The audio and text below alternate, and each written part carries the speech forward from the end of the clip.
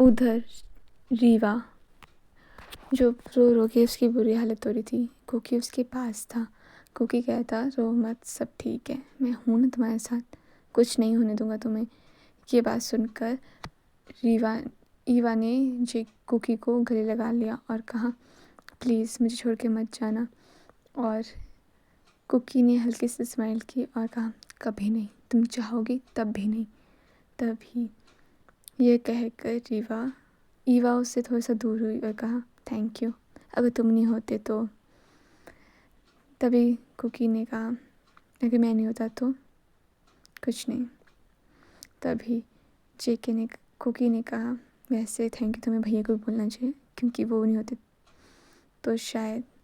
तभी कुकी चुप हो गया और कहा देखो प्लीज़ पुरानी बातों को भूल जाओ, अतीत हमेशा दर्द देता है और मैं तुम्हें दर्द में नहीं देख सकता। कुकी की ये बात सुनकर रीवा कुकी को देखने लगी और कहा कोशिश करूँगी, बट तुमने देखा ना तुम्हारा भाई कैसा है, वो बिल्कुल नहीं बदला, वो आज भी वैसा ही है।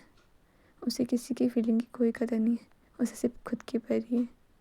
ये बात सुनकर कुकी ने कहा तुम्हें भी ऐसा लगता है कि मेरे भाई को किसी की परवाह नहीं है?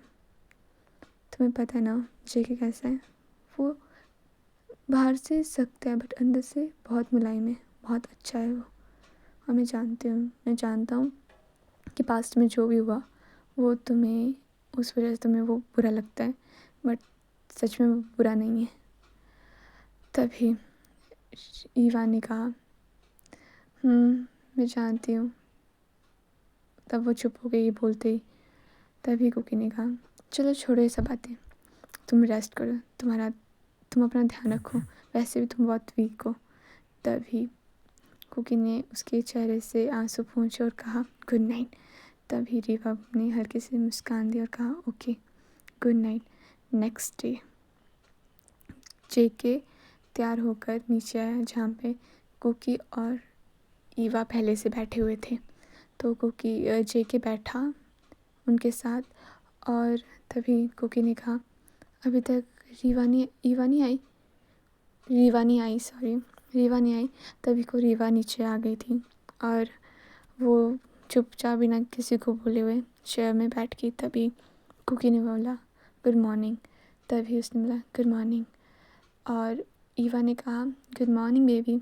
तो उसने गुड मॉर्निंग और उसने जेके को विश नहीं किया। तभी उन्होंने खाना खुना खाया।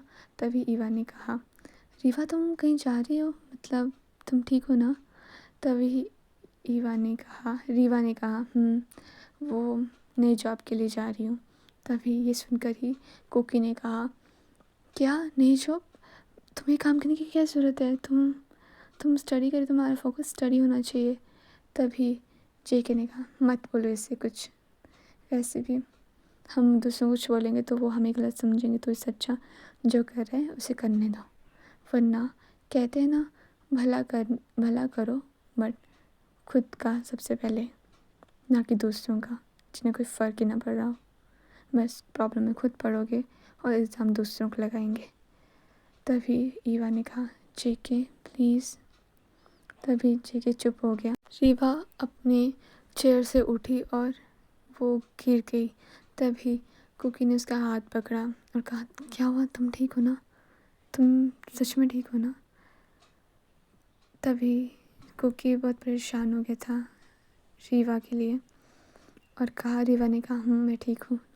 तभी कुकी ने कहा कि तुम्हें आज नहीं जाना चाहिए, तुम आज रेस्ट करो। तभी रीवा ने कहा नहीं मुझे जाना है, मैं ठीक हूँ। और रीवा ने कहा देखो मैं सच में ठीक हूँ, तुम्हें चिंता मत करो और मुझे आज इम्पॉर्टेंट काम है तो मुझे जाना चाहिए।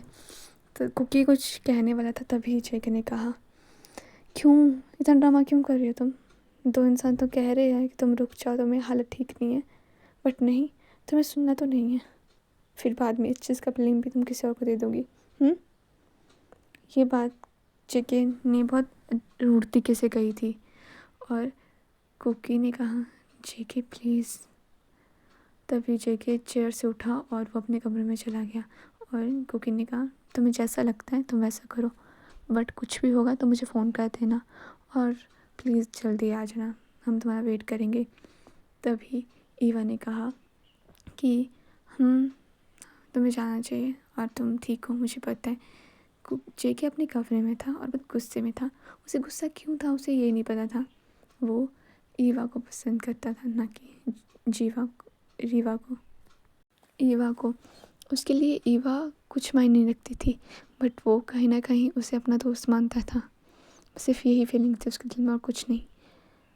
तभी जेके के कमरे में ईवा पहुंची और कहा, क्या हुआ, तुम क्यों उसके सामने इतना रूड बनते हो? मुझे पता है तुम इतना रूड नहीं हो, तुम भी उसकी परवाह करते हो, तो साफ साफ बता क्यों नहीं देते हो कि तुम उसकी परवाह करते हो? तभी जेके ने कहा, मैं उसकी परवाह नहीं करता हूँ, मैं बस इसलिए कहता हूँ क्योंकि तुम्हें पता है वो कैसी है, हमेशा प्रॉब्लम में फंस जाती है और फिर उसका इल्ज़ाम मुझ पर लगा देती है। मैं बस उस इल्ज़ाम से बचना चाहता हूँ।